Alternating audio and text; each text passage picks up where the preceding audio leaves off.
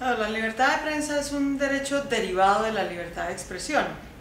La prensa se refiere fundamentalmente a la prensa escrita o a otros medios de comunicación masiva que le permiten al ciudadano informarse de manera libre para formarse su propio criterio.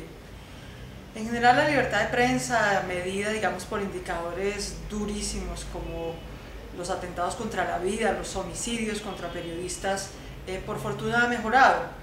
En décadas pasadas se asesinaban muchos más periodistas en el ejercicio de su profesión de lo que ocurre hoy en día. Entonces, digamos que la vida, que es un principio fundamental, un valor fundamental para ejercer la libertad de prensa, la vida de los periodistas se ha protegido mejor y se protege mejor hoy en día que hace una década, cuando tanto actores gubernamentales como paramilitares, guerrilleros y otros ilegales como mafias atentaban contra los periodistas muy impunemente. Sin embargo, medida por otro tipo de indicadores, la libertad de prensa en Colombia todavía tiene enormes desafíos. El primero, la impunidad judicial.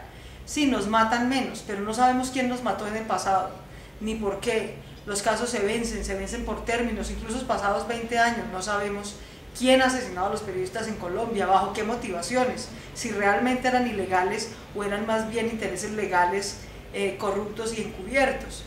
Así que todavía hay un enorme nivel de impunidad judicial frente a ese tipo de hechos. Lo segundo es que hay otro tipo de amenazas como la censura y la autocensura. Colombia, por supuesto, no tiene, digamos, un régimen dictatorial por fortuna en su régimen político que haga censura abierta. Hace mucho tiempo en Colombia, décadas, por fortuna, no se cierra, un gobierno no cierra un medio de comunicación de manera arbitraria. Pero hay otras formas más sutiles, más colombianas de hacer estas formas de censura. Por ejemplo, la concentración y el conflicto de interés alrededor de licitaciones, alrededor de canales de televisión, de canales de radio. Hay un enorme conflicto de interés entre quien ostenta el poder político y decide la licitación y quienes tienen el poder de los medios de comunicación. Hay primos, hermanos, socios, etc. Y ese conflicto de interés hace que los medios tiendan a autocensurarse para complacer, para ser complacientes con quien les va a otorgar la eventual licitación. Eso hablando de grandes medios de comunicación, pero desafortunadamente eso es el día a día en nuestras salas de redacción también.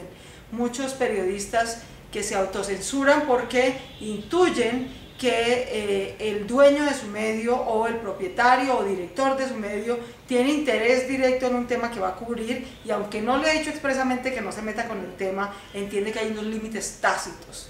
Y cuando se violan esos límites tácitos, como no criticar al medio de comunicación en sus propias páginas, o no tocar temas o denunciar temas en los que están involucrados los socios de los medios de comunicación, pues despiden al periodista. O despiden al columnista, y esa es otra forma de autocensura que desafortunadamente se está, digamos, prevaleciendo, creo yo, hoy en día en Colombia. Entonces, diría que en resumen la libertad de prensa en Colombia tiene un muy buen marco constitucional y normativo de protección. Creo que hay mucho más compromiso y voluntad de la sociedad, de los actores sociales y también de los actores gubernamentales para protegerla.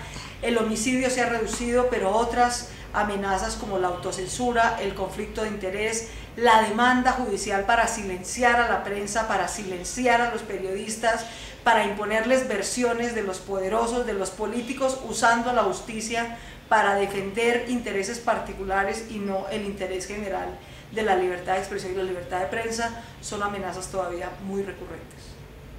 El periodismo es una actividad humana que además cumple una función fundamental en defensa del interés público y del interés de la democracia.